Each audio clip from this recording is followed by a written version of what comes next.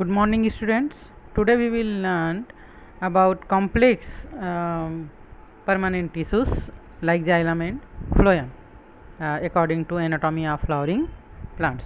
Okay, so vascular tissue of plant is known as complex tissues like xylem and phloem.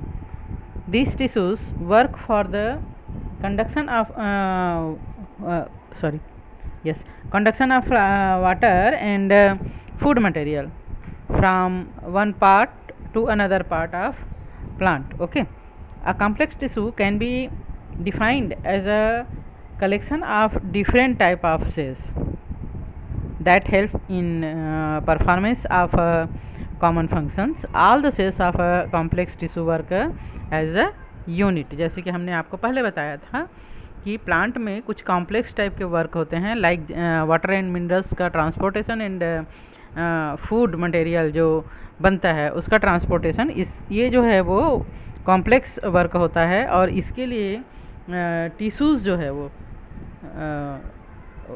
एक से ज़्यादा type के tissues आपस में ज्वाइंट हो जाते हैं, टुगेदर हो जाते हैं एंड एक फॉर्म बनाते हैं उस कॉम्प्लेक्स वर्क को करने के लिए। And the tissue which carries water and salt towards the upper part of plant against gravitational force is called xylem or wood. Okay, चूँकि ये काम बहुत कॉम्प्लेक्स है ना, मतलब सॉइल से वाटर और मिनरल को एब्जॉर्ब करना और ग्रेविटेशन फोर्स जो होता है उसके अपोजिट प्लांट में अपर पार्ट में कई फीट तक ऊंचाई तक इसको लेके जाना, ट्रांसपोर्ट करना, ये बहुत ही टिपिकल काम है। और इसके लिए जाइलम पाया जाता है जो 4 टाइप्स के टिश्यूज़ से मिलके बने होते हैं जो हमें पढ़ेंगे। तो इसे कहा जाता है जाइलम और wood. And the tissue which supplied prepared food to different parts of plant is called phloem और bast. Due to difference in their function, structure is also different. चूँकि जाइलम और फ्लोएम का दोनों का फंक्शन अलग अलग है इसलिए इनका स्ट्रक्चर भी डिफरेंट टाइप का होता है। फ्लोएम भी 4 टाइप के टिश्यूज़ से मिलकर बना हुआ होता है क्योंकि इसका फंक्शन भी काफ़ी टिपिकल होता है। लीफ में जो फोटोसिंथेसिस प्रोसेस के थ्रू फूड प्रिपेयर होता है, इसको प्लांट के डिफरेंट पार्ट्स में इसको सर्कुलेट करना रहता है। Okay, let's know about xylem. The term xylem was introduced by Nageli 1858 and it is a complex permanent tissue which perform the function of transport of water or shape inside the plant. Simultaneously it also provide mechanical strength and xylem is also known as wood. जैसे कि मैंने अभी पहले बताया xylem को would भी कहा जाता है। And it made up of 4 types of cells, tracheids and tracheae या वेसल्स भी इसको कहते हैं। एंड जाइलम और wood fibres and xylem parenchyma और वुड पेरेन्काइमा। ओके, तो ट्रैकिड्स कैसा होता है? Tracheids are elongated, tubular, with tapping chisel-like ends, and are dead. The cell wall is lignified. They do not contain cytoplasm. Tracheids का जो structure होता है इस टाइप का होता है एंड इसमें इसका जो सेल होता है इसमें साइटोप्लाज्म नहीं होता है बिकॉज ऑफ ये जो काम कर रहा है उसके लिए ये डेड सेल होना, मजबूती होना ज़रूरी है। और इसका जो सेल वाल है वो लिग्निन के जमाव के कारण काफ़ी कठोर हो जाता है, ठोस हो जाता है और ये जो है वाटर को ऊपर की ओर प्रेशर करके ट्रांसपोर्ट करने में मदद करता है। ओके, एंड ट्रैकियाई और vessels, the vessels are elongated tube-like structure formed by the fusion of longitudinal rows of cells due to dissolution of the end wall.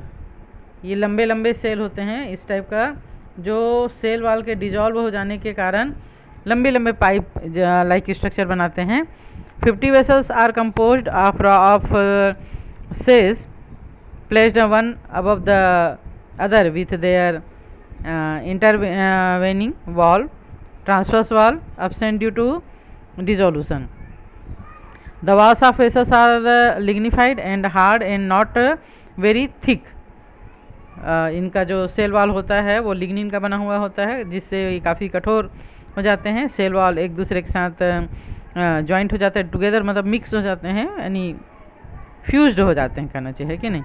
And इसका जो थिकनिंग होता है ये बहुत ज़्यादा थिक नहीं होता है ये। And presence of vessel is the characteristics feature of angiospermic plant except some families of angiosperm like Winteraceae Trochodendraceae. Vessels are absent in pteridophytes and gymnosperm. कुछ प्लांट जो प्राइमरी टाइप के प्लांट है शुरू के, इनमें वेसल्स जो है वो एब्सेंट होते हैं। And third one is xylem और wood fibres. Sclerenchymatous tissues found in xylem are called wood fibre and they are long narrow and tapering at both ends. ये लंबे लंबे होते हैं, नैरो होते हैं, सकरे होते हैं। And the wall are lignified, lignin का इसमें भी जमा होता है। They provide mechanical support. ये जो है वो जाइलम के बाकी जो टिश्यूज़ होते हैं उनको मैकेनिकल सपोर्ट करते हैं। And last one is the xylem और wood parenchyma.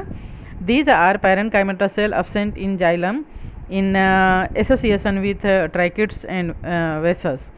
They help in the conduction of water and minerals elements through the tracheids and vessels and sometimes they also store food material. यहाँ पर हमने जो xylem के 4 tissues पढ़े, tracheids, trachea, xylem fibre and xylem parenchyma, इसमें only xylem parenchyma का जो cytoplasm है वो होता है इसमें, यानी कि ये लाइव टिश्यूज़ होते हैं। और जाइलम को वर्क करने के लिए ये फूड को स्टोर करके भी रखते हैं एनर्जी देने के लिए। और बाकी जो ये 3 होते हैं वो जो है वो डेड टिश्यू होते हैं। लिग्निन के जमाव के कारण इनका जो सेल वॉल है उसमें ये लिग्निफाइड होते हैं, इसलिए ये कैसे होते हैं, डेड टिश्यू होते हैं। Okay, and on the basis of time xylem is 2 type, protoxylem and metaxylem. Xylem में भी ऑफ 2 टाइप है ना, protoxylem and metaxylem. The difference between them be summarised. Xylem और फ्लोएम जो है वो इनके प्रेजेंस के अनुसार 2 टाइप्स के होते हैं, प्रोटोजाइलम एंड मेटाजाइलम। जो शुरू में बनते हैं xylem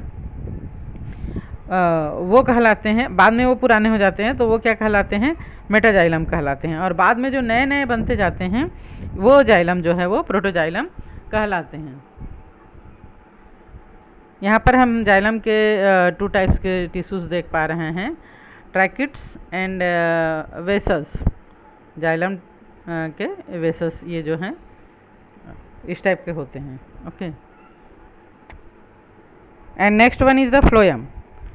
Phloem is another kind of complex tissue whose main function is to conduct prepared organic food material to different parts of the plant body. Okay, it is also known as blast and it is composed of 4 kinds of cells. मैंने अभी आपको बताया था कि xylem और phloem दोनों ही 4 type के tissue से मिलकर बने होते हैं। तो फ्लोएम में फ्लोएम को बास्ट भी कहा जाता है। And first is the sieve tissues companion cells, phloem parenchyma and phloem are bast fibres.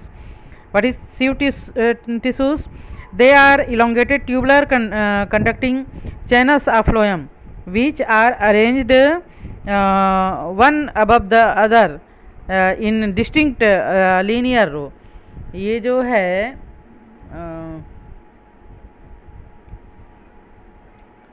Like this.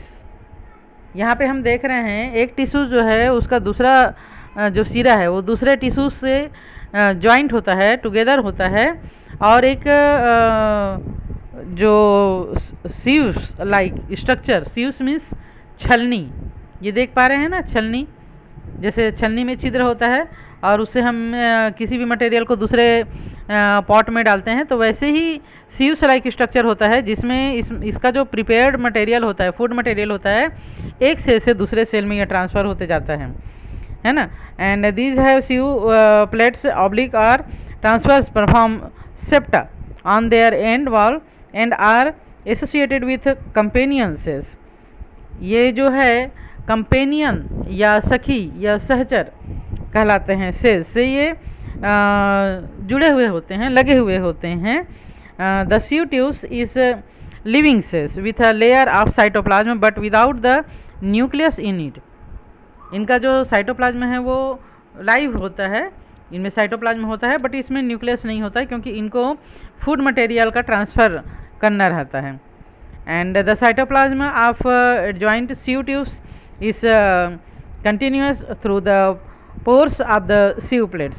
In order cell and especially in winter the sieve plates are covered by a callus spot formed due to the deposition of a substance known as callus. When callus is formed, the pore are blocked to the transport of food material is retarded. At the advent of spring season, the substance dissolve and the pore open again. क्या होता है, ठंडे प्रदेशों में कभी कभी ये जो है वो ब्लॉक्ड हो जाते हैं सीव ट्यूब्स जो है, और फूड मटेरियल वहीं पे स्टोर होकर रह जाते हैं, तब इसको हम कैलस कहते हैं। एंड जब सीजन चले जाता है और स्प्रिंग सीजन जब आता है तो ये फिर ओपन हो जाता है और फूड मटेरियल का ट्रांसपोर्ट जो है वो होने लगता है अच्छे से। Okay, and second one is the companion cells. जैसे कि हमने कहा कि ये सीव ट्यूब से लगा हुआ कंपेनियन सेल्स होता है। कंपेनियन मीन्स फ्रेंड और सखी या सचर। तो इसका काम क्या होता है कि इसका हेल्प करना। These are elongated living cells containing protoplasm and a large nucleus. इसमें बड़े बड़े न्यूक्लियस होते हैं और प्रोटोप्लाज्म भी इसमें होता है, यानी जिस सेल में प्रोटोप्लाज्म होगा, साइटोप्लाज्म होगा, वो लिविंग सेल्स हैं। Okay, they are usually attached to the lateral side of sieve tubes. Lateral side में ये अटैच्ड होता है सीव ट्यूब से। And the cell are thin walled and become connected with the sieve tubes by means of simple pits. These are found only in angiosperm. ये केवल angiosperm में पाया जाता है। एंड जिम्नोस्पर्म एंड टेरिडोफाइट्स में ये जो है वो अब्सेंट होता है। These cells are supported to help in transport of food along with sieve tubes. Food material को ट्रांसपोर्ट करना जो है वो काफ़ी टिपिकल काम है, तो सीव ट्यूब्स जो उसका मदद करते हैं। ये जो है वो एडवांस टाइप के जो प्लांट होते हैं, विकसित प्लांट होते हैं, है ना, एंजियोस्पर्म उसमें ही पाया जाता है। And third one is phloem parenchyma. जैसे कि हमने जाइलम पैरेनकाइमा को देखा था कि उसमें साइटोप्लाज्म होता है और वो कभी कभी फूड को स्टोर करके जाइलम के बाकी जो टिश्यूज़ हैं उनको वर्क करने में सपोर्ट करता है। तो यहाँ भी फ्लोएम पैरेनकाइमा यही काम करता है। These are ordinary parenchymatous cells develop in association with the sieve tubes and companion cells. Sieve tubes और कंपेनियन सेल्स से लगा हुआ ये होता है। And these are absent in monocotyledon plant and in some dicots like ranunculus. They store food material and also help in transport of food. Okay, and last one is the bast or phloem fibers. Okay, तो ये जैसे कि fibres पता चल रहा है। Phloem में only phloem fibres और ब्लास्ट फाइबर्स ही डेड सेल होते हैं, डेड टिश्यूज़ होते हैं। बाकी तीनों जो है वो लाइव होते हैं क्योंकि इनमें साइटोप्लाज्म होता है। ओके, तो हम बास्ट फाइबर या फ्लोएम पैरेनकाइमा के बारे में बात कर रहे हैं। These are sclerenchymatous cell fibres but because of their presence in phloem they are called phloem fibres. Their cell wall are lignified and they have simple pits. They provide mechanical support, ये जो है वो phloem के बाकी tissues को mechanical support provide करता है. And these fibres are used for making ropes and rough cloths. And phloem is also differentiated into protoploem and metaploem. Protoploem is the first formed part of phloem, which develops in parts that are undergoing enlargement. It consists of narrow enucleated sieve elements which may occur singly or in group amongst cell that often grow later with fiber. तो आज हमने complex permanent tissue xylem and phloem के बारे में study किया और देखा कि ये जो है वो चूँकि इनका काम सबसे ज़्यादा टिपिकल होता है, कॉम्प्लेक्स होता है, तो ये 4 टाइप के टिश्यूज से मिल के इन आपस में ये एक दूसरे को सपोर्ट करते हुए ये वर्क को करते हैं. तो आज हम इतना ही पढ़ेंगे. नेक्स्ट टॉपिक पढ़ेंगे. Okay, bye and take care.